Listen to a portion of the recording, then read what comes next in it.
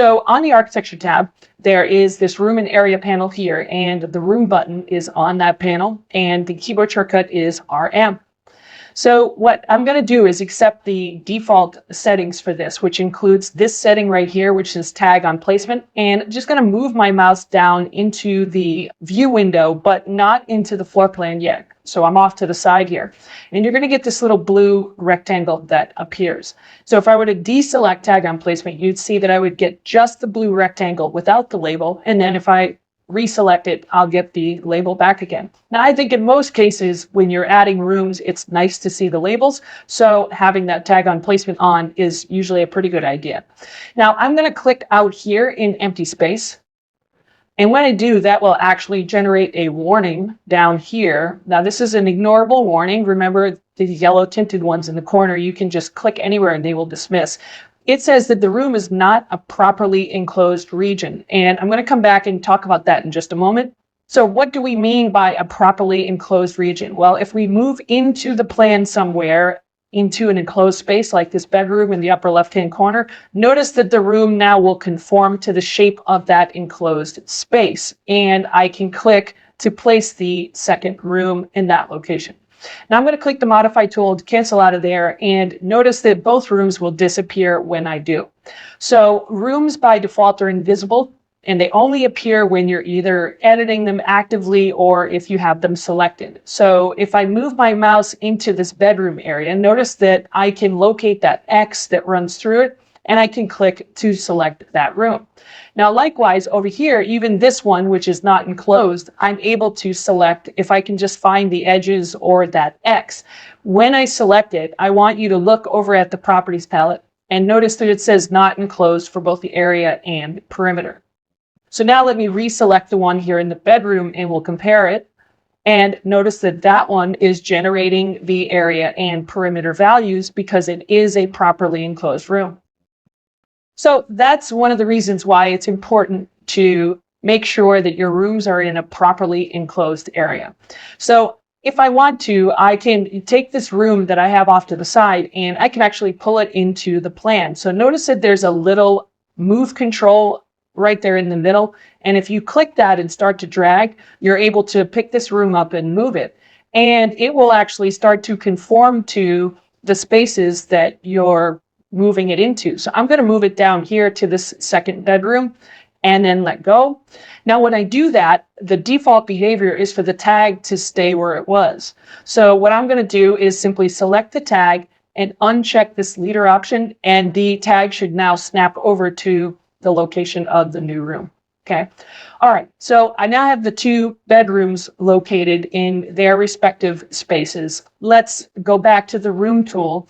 And when we click the tool again, the room tool will always highlight any existing rooms to let you know where they are. And because it's an invisible element, this is handy because that way you won't accidentally place another room in the same location. If I were to do that, that generates a warning telling me that I've got a redundant room, and that's generally considered a bad idea. So I'm going to cancel that to not go through with creating that room. Now, what I'd like you to do in this pass is just focus on the enclosed spaces. So this little toilet room here, the small little linen closet beneath it, the toilet rooms here and the closet here. And notice that if you pay attention, you can get the tags to line up. Let's avoid this big space here for now. We'll come back and do that in a moment. Let's do each of the closets over here in the little utility room, and then maybe this closet right here. And then we're going to avoid this patio here for now as well. We'll come back to that momentarily also.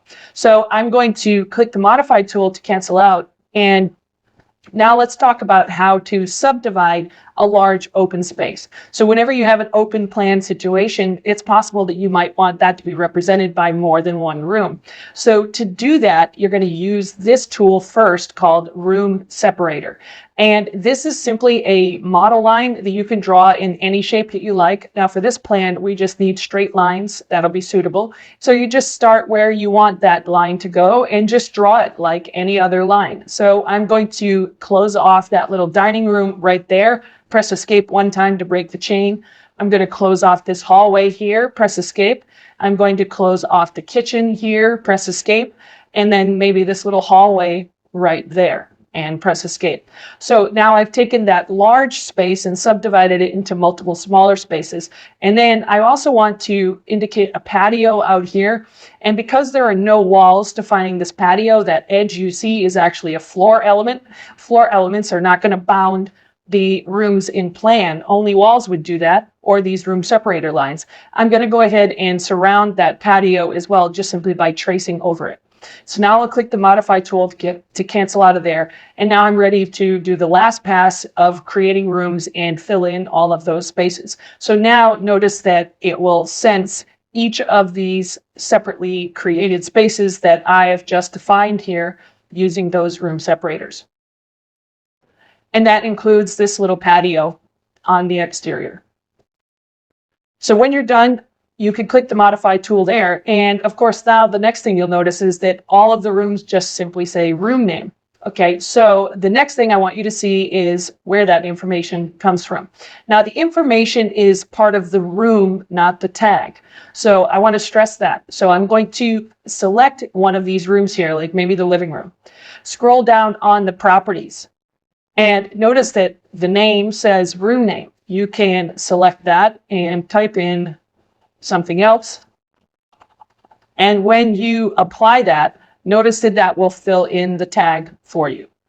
Now, if I deselect the living room and select its tag instead, tags are just hosted elements that are reporting the information that they find in their host. So if we look over here on the properties palette, notice that we don't see room name or room number because that information is coming from the room that it's hosted to. Now, another way that I can tell that it's hosted is it highlighted the room that it's connected to. Up here on the ribbon, we've got these hosting buttons. So there's lots of clues that I've got a hosted element. Now, having said all of that, it is possible to actually select a tag, click right on the label and modify that. And the result of that modification is it looks as though you're editing the tag, but in reality, what you were doing is simply changing the name of the host element room that that tag belongs to. So it's really just a shortcut. And it's actually not that much different than what we've been doing with temporary dimensions all this time. So when we want to move the door, one of the options that we can do is select the door and then edit the dimensions. We're not really changing the dimensions. We're using the dimension to move the door, and that has the result of changing the dimension. So perhaps that sounds like semantics, but if you think of it that way, I think it's easier to understand what you're actually doing. So when I click on this label and change it, I'm not actually changing the tag. I'm changing the name of the underlying host room. Now, when you do this in a residential project, you're probably not as concerned about what sequence the rooms are numbered in. In fact, you might not even bother showing the numbers at all. But in a commercial plan, it's very common for each room to have a number. And in those cases, it's probably more important that the sequence follow some logical pattern. Now, in Revit, the only way that you're going to get it to number in a logical sequence is if you are strategic about the placement of your rooms. There are plenty of third-party tools that allow you to renumber rooms later, but I want to stress that there's nothing built into Revit that will easily allow you to renumber rooms based on any kind of pattern. You would literally just have to do them one at a time. So this is why I'm going to emphasize on strategy here rather than just taking advantage of some tool. Okay, so let's go to the architecture tab and we're going to click the room button. And if you watched the previous video, then we've already gone through the basic mechanics of placing rooms. Now, right here on the ribbon, there's this place rooms automatically button. Now, we could have actually used that in the previous video for that residential layout, and it would have been perfectly fine there. But I wanted to show it to you here and show you why it's probably not a good idea in a plan like this. If I click this, it creates 15 rooms automatically, at which point you're probably like, well, that seems pretty good. Why wouldn't I just do that? But if you kind of zoom in here and you look around, the numbering doesn't make any sense at all. The chances that I would want the toilet rooms to be rooms 1 and 2 and then jump over to wherever room 103 is, I'm not even sure. There's the stairwell, it's 102. 103 is up here in this corner, and then we jump to 104. It's just totally random, okay? So it doesn't really make any sense at all. Now, if we had some sort of an automated way to quickly renumber the rooms, then maybe that would be perfectly fine. But in this case, I'm going to undo to remove all of those rooms and start again. So it will take a little bit more effort to place them one at a time, but I think it's worth it when you consider the benefit. So I'm going to go to my room tool and I'm going to click where I want my first room to go. So to me, that makes sense to be here in this lobby. Now, in this template that we started with, that starts at room number 100. Assuming that you're satisfied with that number, you could continue. But let's say that I wanted to start at a different number, like maybe 101. You need to stop the command at that point because the only way you can come back and renumber this room is if you're out of the room tool in the first place. So I'm going to come over here and I'm going to click right on the room number label and type in 101. Now, if I go back to the room tool, you will see that I'm able to click the next room and it will sequence to 102.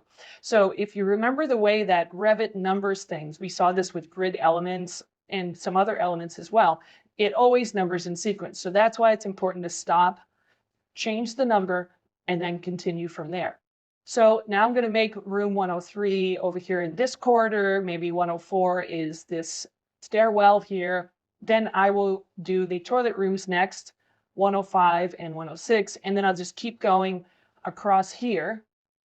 And then I'm going to pick up over in the conference room next, and then finally the remaining offices. So then I'll click the modify tool to cancel out. So now I've controlled the sequencing of all of those numbers. Now, what about the names? Well, we've talked about that in an earlier video. There's two ways to do it. You can do it right on the label by typing into the tag, or you can select the room itself. And in some cases, this might require the tab key, and then you can modify it here on the properties palette. So I'm going to rename all of the uniquely named rooms first. And then I've got a couple rooms that have the same name, such as this corridor here and this corridor here. You can do those together, but you can't do that with the room label. Where you do it is on the properties palette instead. So if you select both of those corridors, you can then type in that name and both tags will get that name. You can also make other kinds of selections. So I'm going to select all of those offices, go to filter, check none, and then pick just the rooms. Notice I have 6 of them. And then when I scroll down here, the number will vary, of course, but I can type in office and it will update all of those rooms accordingly. So now that I've named and numbered all of the rooms to my liking on the first floor, I want to reuse as much of this as possible on the second floor. So I'm going to go up to the L2 architectural floor plan, and I want to show you the next little interesting behavior about the way things number in Revit. So if I go to the room tool and I kind of click right here in the corridor, which is what I want to be room number 201, notice that it's not 201, it's room 115.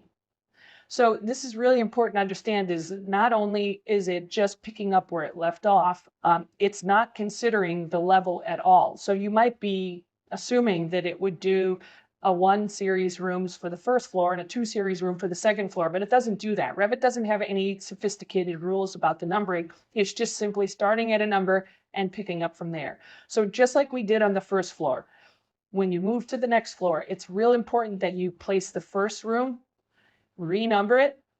While I'm here, I'll go ahead and change the name.